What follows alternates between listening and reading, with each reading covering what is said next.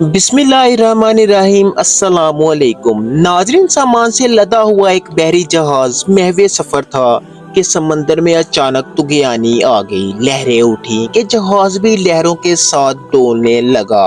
तमाम ताजर परेशान हो गए। करीब तर ही था कि ये जहाज डूब जाता। ताजरों ने आपस में मशवरा किया कि जहाज में से कुछ सामान समंदर में फेंक देते हैं ताकि जहाज का वजन कम हो जाए और वो डूबने से बच सके।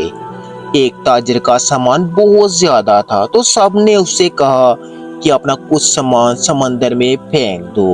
वो इस बात पर बहसो तकरार करने लगा कि सब अपने हिस्से का सामान देंगे, मेरे अकेले का सामान ही क्यों फेंका जाए।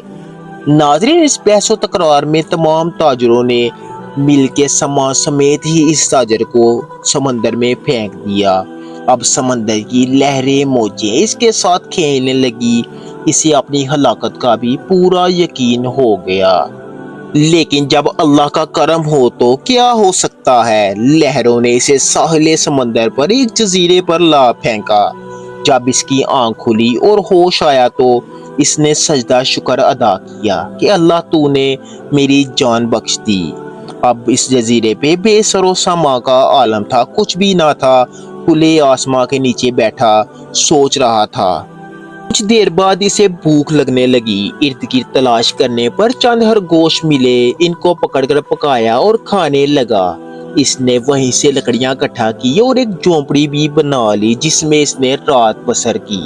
नाजरीन, अगले दिन अभी ये खाना बना ही रहा था कि इसकी झोंपड़ी में आग लग गई और झोंपड़ी सारी की सारी जल गई।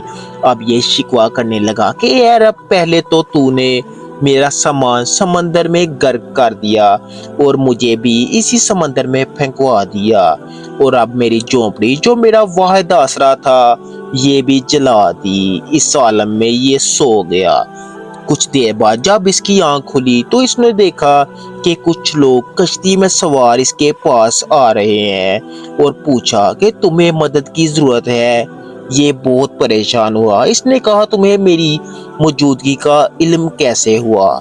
तो उन लोगों ने कहा कि हम इस जजीरे से गुजर रहे थे तो हमें धुआं उठता हुआ दिखाई दिया।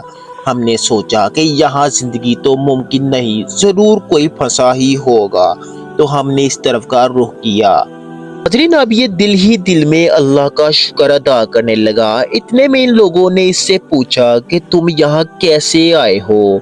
तो इसने सारा माजरा बयान कर दिया।